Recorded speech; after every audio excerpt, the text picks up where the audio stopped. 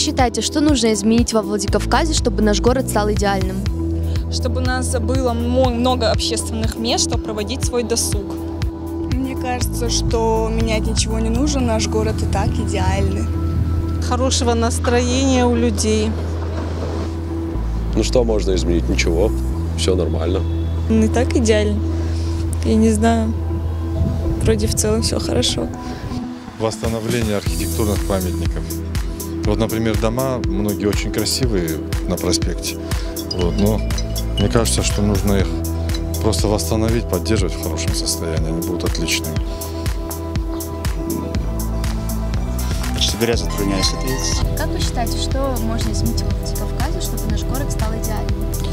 Я считаю, нашему городу не хватает красоты. Для людей приезжих это очень важно, и они должны ходить, гулять по нашей республике и конкретно нашему городу, и глаз должен радоваться.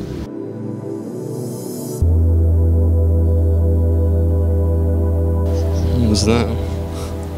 Например, чего вам не хватает? Чего? Я стесняюсь. Что Владикавказ стал идеальным?